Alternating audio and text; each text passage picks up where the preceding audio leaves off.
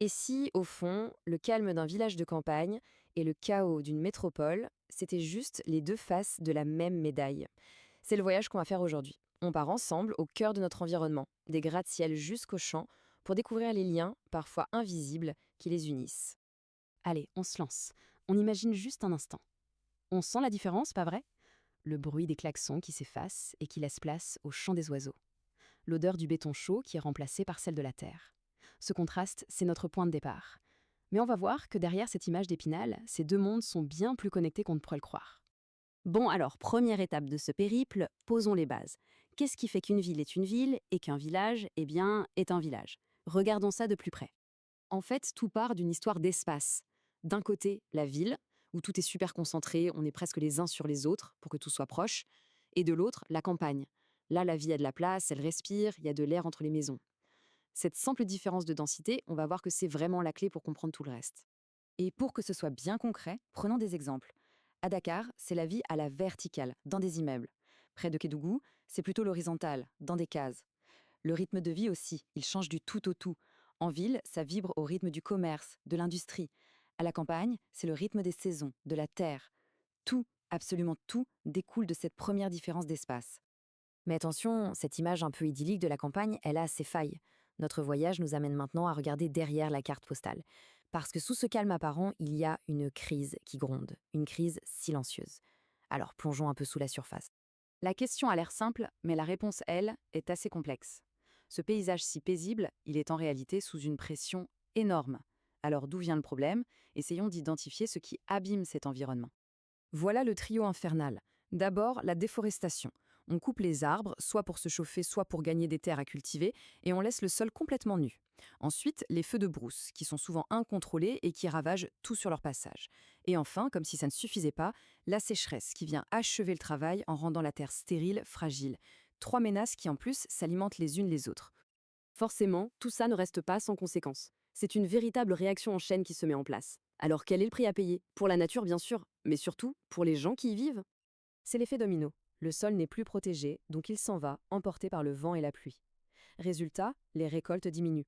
Et quand il n'y a plus de ressources, les familles n'ont plus le choix. Elles doivent partir. C'est ce qu'on appelle l'exode urbain.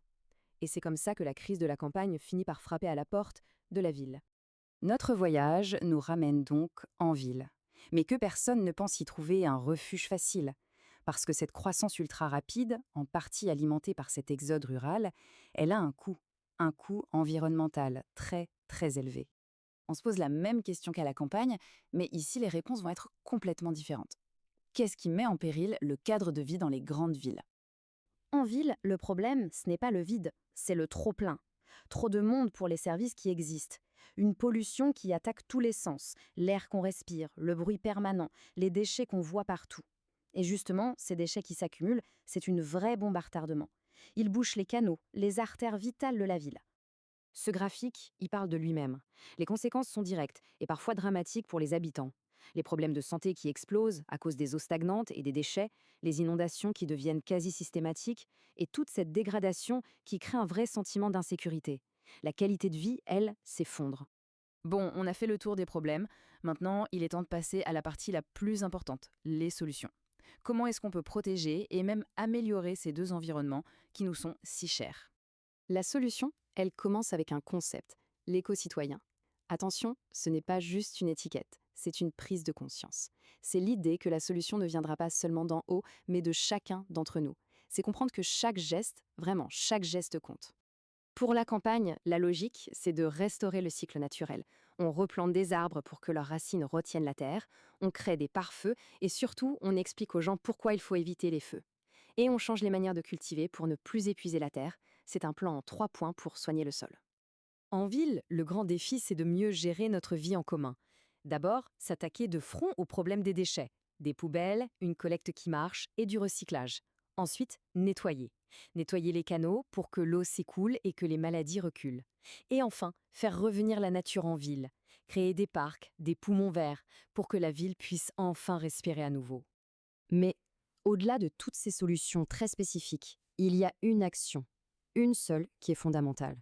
Une solution qui marche partout, à la ville comme à la campagne. La voilà. C'est l'arme la plus puissante, le vrai moteur du changement. l'éducation et la sensibilisation. Pourquoi? Parce qu'on protège bien que ce qu'on comprend bien. C'est en plantant cette petite graine de la connaissance, à l'école, à la maison, partout, qu'on pourra récolter un avenir plus durable. Parce qu'au final, qu'on parle de planter un arbre à la campagne ou de trier ses déchets en ville, tout ça, ça revient à cette seule et même idée. Une responsabilité. Une responsabilité qu'on partage tous, ensemble. Et cette phrase, elle résume tout. Il ne s'agit pas de sauver la planète de manière un peu abstraite. Non, il s'agit de se sauver nous-mêmes, notre santé aujourd'hui et notre avenir pour demain. C'est aussi simple et aussi crucial que ça. Notre voyage se termine et la boucle est bouclée. La ville et le village, ce ne sont pas deux mondes à part. Ils sont liés par un destin commun. On l'a vu, la crise de la campagne vient nourrir les problèmes de la ville. La santé de l'un est, littéralement, la condition de la survie de l'autre. Voilà la conclusion, l'idée essentielle de toute cette exploration.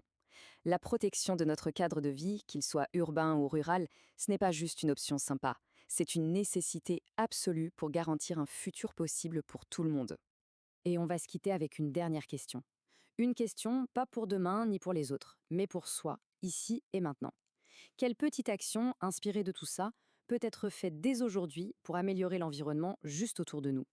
La réponse, aussi petite soit-elle, c'est peut-être le début d'un tout nouveau chapitre.